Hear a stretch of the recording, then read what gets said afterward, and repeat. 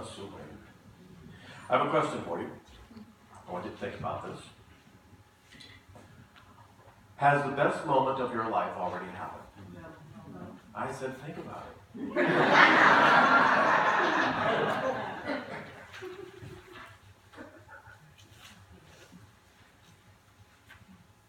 Some of us may not think. No. Do you believe that life has already happened for you and that the best days, weeks, and years have already gone? Do you already have the best? That's good. And I don't think the answer depends on age. A lot of people think that, if you're over 50, 60, 70, and so on, that you've already had the life you're going to have. That is absolutely not true. Most people I know in New Thought, no matter how old they are, believe the best is yet to come, and there are quite a few who are younger. I've met people in their 20s and 30s, man, jaded and pessimistic at 25. That good was never going to happen for them. So the answer to the question that a number of you yelled out without thinking about it, the best moments of your life have not happened yet. Why? Because you're here. If you're here, you have work to do. If you have a body, you're not finished.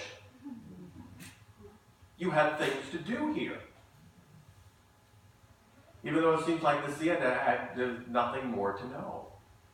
A number of years ago, a man was going up in an elevator here in Midtown. He was going to the top floor to kill himself. He was going to throw himself off the roof.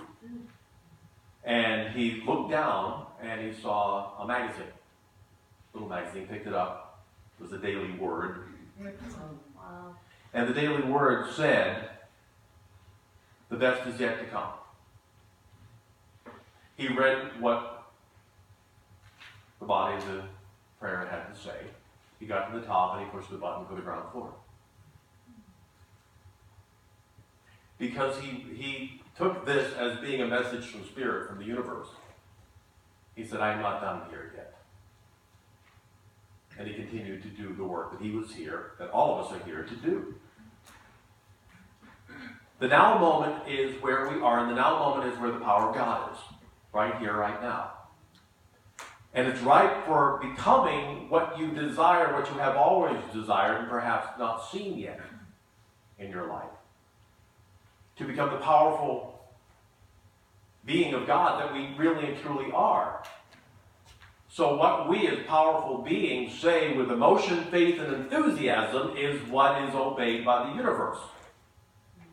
What your life is what you've been saying with passion. My life is so wonderful, I can't wait to see the next great thing happen. Or, my life is so awful, nothing good ever happens and nothing good ever will. Which is you. Hopefully the first one. But there are moments we all have the second one. So whatever we're saying with passion and emotion is recorded energetically into this wonderful atmosphere that we're living in. The universal airwaves, if you will. That positive or negative message is returned into your life as you have affirmed it passionately. Times 10, times 100, depending on how passionate you are. To have the life we really want, we have to change our beliefs. We have to change the words that are filled with emotions. We have to change the actions we take if we want to see it differently. Now, change is going to happen if we do that, but change is one of the scariest things we can go through. Because it's not only like a form of death, it is a form of death. Change is dying. Even if it's a wonderful thing and you want it to happen, it's still dying. Every time you change something, even something, again, good or necessary, something in you dies. That is the truth of living on this planet. Cells in our body have to die off for new cells to come along. If they didn't, we would not live very long. So it's already happening within us. We don't see it. We don't feel it often. But it's happening, so it's part of life. This is a good thing. And even though it can hurt so much, and even though you think you may not survive it, you will and you are. We have to make a decision in our lives. And the word decision is, the root of it is the same root as the word scissors. So to decide something means to cut something else out. So you're making a decision for one thing, you're leaving other things out. When you pick a mate to marry or to commit to, your other commitments end.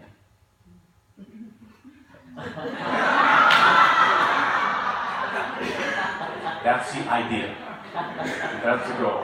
And if they don't, we see the problems that happen, don't we? Well, you have to make a determination. You cannot choose to be peaceful. Your choice to be peaceful may have led you not to be, maybe this Christmas, with people that are not sharing that peace with you or don't create that peace with you. So you may have had to let go of certain friends who do not work in your life anymore, or family members who do not agree with you that life should be peaceful and joyful. It's a hard decision to make. It can be very painful to not be with these people, but it's more painful to be with them than not, perhaps. And in doing so, it's like a very small or even large death. But your decision to be peaceful outweighs the absence of some people we used to put up with. When you choose to eat in a healthier way, other dietary forms end. Except maybe at Christmas. And New Year's. And the days between. And maybe until the 10th, because you got to get rid of it, but you don't want to throw it away because that'll be wasted. You do the same thing? Okay. I know somebody, he used to, like 4 times a year, he would do that cleanse with the cayenne and the lemons and the honey and all that. And then at the end of the week, he would binge on martinis for the weekend. Why? Because it's good, because I like it. You may miss sugar or fried foods, but your commitment to your health is stronger. You say, I have to make a decision. I have to choose what my body is telling me it wants. And then when I put it in it, and it's telling me I don't want it, but my mouth is telling me something else different, so we're having an argument. My tongue and my stomach are arguing with me about who's going to win. But you have to make a choice. What feels right? I've gone grain-free. I was gluten-free, and now I'm pretty much grain-free. But when I smell bread, oh my God. Oh my God. It's so holy. It's so perfect. I said, oh my gosh. So I just pick it up and smell it. Okay, I've had my fix. That's fine. But I chose a certain regimen because it currently works for my body and it works for my health. And I know I feel better when I do this, so that is the right choice. So are you willing to give up? Here's another question for you. Are you willing to give up a good that you have for a greater good? Here's something that's really good, but you want it even better. Are you willing to give up this one thing that's pretty good for something that's really good? And are you willing to give up something that does not work at all? Does not work at all, but we hold on to it because it's familiar. It's a familiar hell. That hell over there I'm not quite sure about. This one I know. I know where the bathroom is. I know the layout of the whole thing. Are you willing to change to go forward to make life better? Even though releasing it may be downright painful, and really painful, like you're going through withdrawal, and lead you to perhaps think, I'm never going to be happy again. This feels too uncomfortable right now. Addictions are so hard to let go of. But they have to be let go of to have a full, healthy life. People who don't respect or honor you the way you deserve to be need to be put away from you. No. Perhaps they do. That's not your choice to make, though. But we have to release them from our lives if we want life to be good. Work that is not serving your needs, work that does not work for you, needs to be reevaluated. Say, what do I really want to do with my life? I don't care if you're 60, 70, 80. You can change your mind and change your life right now. We have a powerful ritual in New Thought called the Burning Bowl Ceremony. We do it towards the beginning of the new year to release old habits, old beliefs, old thoughts that become crystallized in us that we don't even really think about anymore or don't think we can do anything about because they've been so ingrained. The truth is we can let go of anything because you're a child of God and you have that power.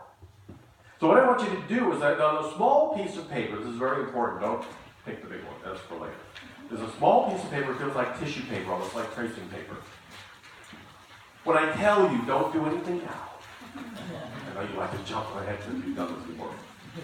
But when I ask you to write it down, I want you to write down what you're willing to release this year.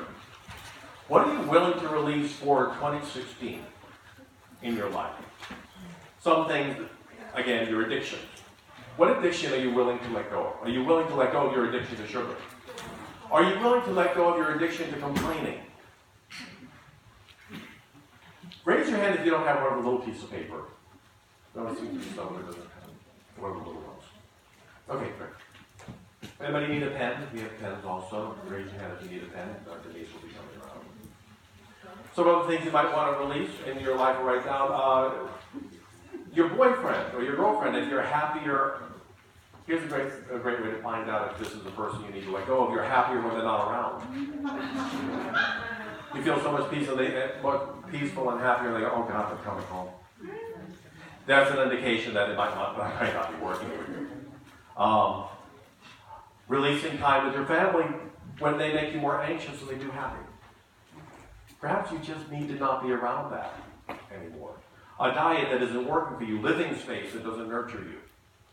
Whatever it is you want to release to the universe, I want you to write it down on that little piece of paper. Write very small, because again, you don't have very much room. A word or a phrase that you know what it means, you're just putting it down there. So in a few minutes, I'm going to call you by road. They're going to have you come from the front to the back, go down. You're going to go down the front door, and then when you come out, I'll be out there to help you burn your stuff up. We'll put it in the little canister, and then you come, I'll point to the door to come back in here. So before we begin, as always, I want you to close your eyes. We always go to prayer, always go within first. We let Spirit bring to our minds and hearts those life issues that we are now releasing. We take a new thought, a new idea, a new life, a new way of doing what we're here to do. And we meet any fear or anxiety about doing so with joy that this change is good and necessary for my life right now. For my life to unfold perfectly in the new year. I give back to God that which no longer serves my life. Breathe that in. I give back to God that which no longer serves my life. Affirm that with me. I give back to God that which no longer serves my life. Again. I give back to God that which no longer serves my life. One more time. I give back to God that which no longer serves my life. Breathe in. When you're ready, open your eyes and take a couple of minutes to write all that down. Let it go. Let it flow from your heart down your arm into your hand. Give you a couple of minutes to do that. The second part is the affirmation and the acceptance of what we do desire. So now we've let go of what we don't want, and now we get clear about what it is that we do. Now the most powerful spiritual tool we have for bringing forth our good is gratitude. Gratitude brings our good so much quicker than anything. Actually, we can turn it on a little bit. As my favorite mystic, Meister Eckhart, said, if the only prayer we ever uttered was thank you, that would be enough. Thank you, God. That's all. Thank you, universe. I am grateful. Whatever words work for you. Just feeling gratitude about your life. Today I want you, when you walk around, just feel gratitude for being able to walk. Feeling gratitude for living in New York, or visiting New York, or feeling gratitude if you live somewhere else. Or feeling gratitude that you're moving to New York and you're going to find a wonderful place to live. Feeling gratitude for the work that you have, or the work that's coming. Feeling gratitude for being an artist here. Feeling gratitude just for everything that you know is yours. And your life will be different by the time you go to bed tonight. Because the gratitude will then bring and begin to bring everything up for you that you've been waiting for. We heard earlier in our reading that Louis shared with us that Jesus facilitated the healing of 10 lepers. Only one returned to say thank you. He was the one who got the permanent healing in his life. And I've always found this scripture to be curious. I never really understood it. I thought, did Jesus fail at 9 others? Well, if Jesus worked at something that supposedly he was supposed to take. All the lepers were healed, and so the 9, what happened to them? This is a very important reminder that Jesus did not do healing. Remember, he went home to Nazareth, nothing happened. Because everyone, oh, you're Joey's kid. Let's see your tricks. Nothing happened. Because they didn't have the consciousness of being open and receptive to the good. Jesus couldn't do anything. He wasn't going to make anything happen. He just facilitated what's in the consciousness over in the consciousness of people who are doing the work. We do get excited. We feel this lift by being around people who are doing the work. He was a channel that facilitated the healing to happen, but he did not do the healing. Remember when the woman touched the hem of his gown, she felt the energy, and he felt the energy leave. He said, who touched me? Who touched me? 300 people touched you. And he turned to the woman and said, your faith has made you whole. So I didn't do anything. Your faith did the work.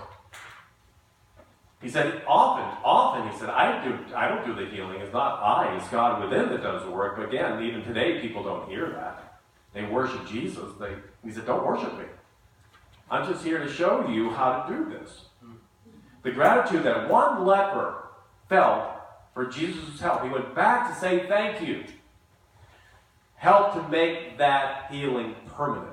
So if you're looking for a permanent thing in your life, if you're looking for permanent healing or for permanent prosperity, how grateful are you for the healing that is continuing to happen? How grateful are you for your work continuing to come, even if you don't see where it's coming from?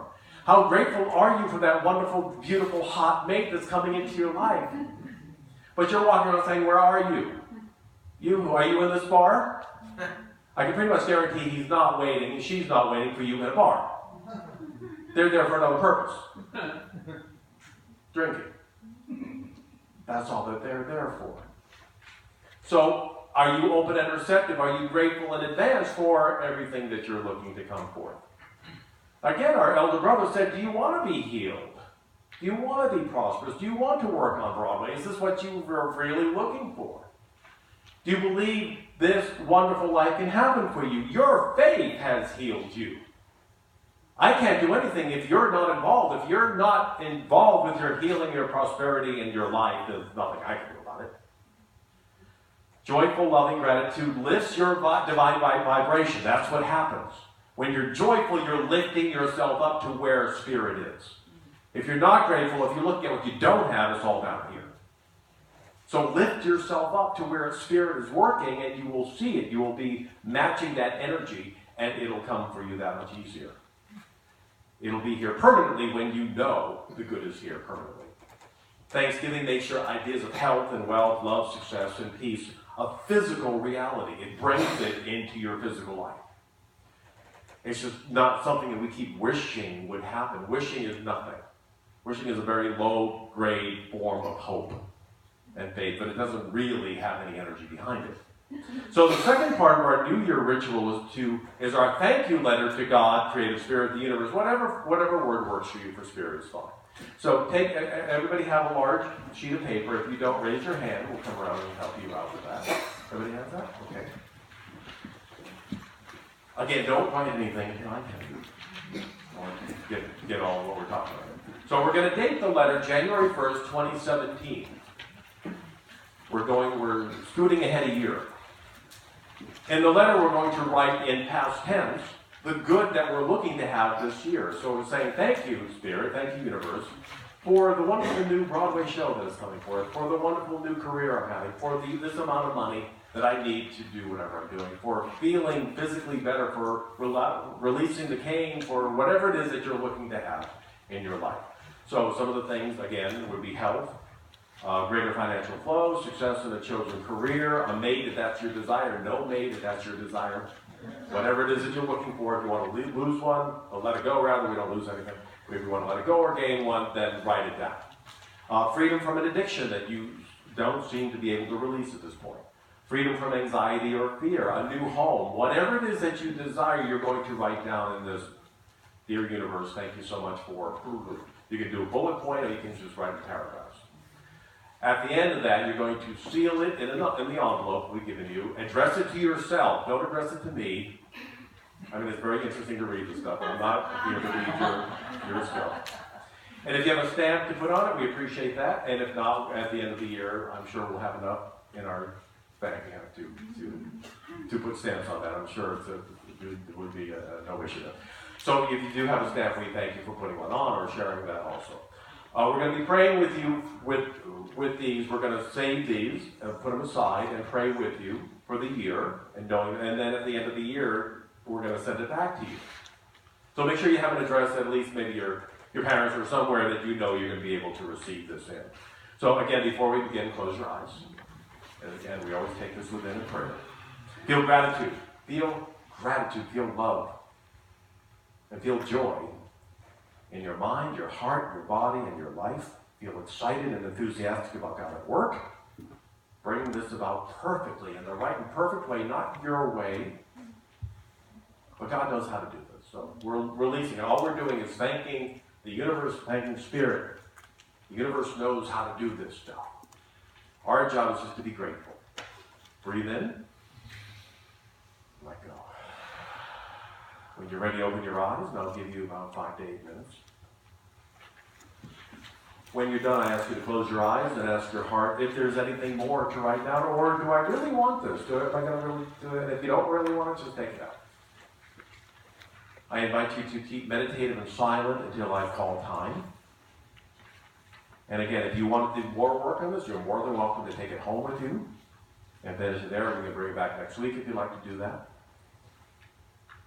Or when you finish and put it in the envelope, just be prayerfully grateful and joyful that this is all coming forth now. What you have written down is not a wish. What you've written down is the truth that has come from Spirit. And if you've done this before, you know that this really works. You may have gotten a letter. Some things may have completely turned out that way. Some things may be in process. Everything's actually in process, even if you haven't seen it. But writing it down is bringing it into your consciousness even more powerfully. So breathe into your heart. Give thanks to God. The creative Spirit within you doing this work. It's all done. It's already done. This is a thank you letter. Let the gratitude flow forth. Again, you don't know how it's going to happen, so quit thinking you do. That gets in the way of gratitude so powerfully. Let it go. Breathe in. Let go. We'll begin our meditation time, as we always do, in the calm of your presence. We are listening now. We are still, we are quiet, we are one.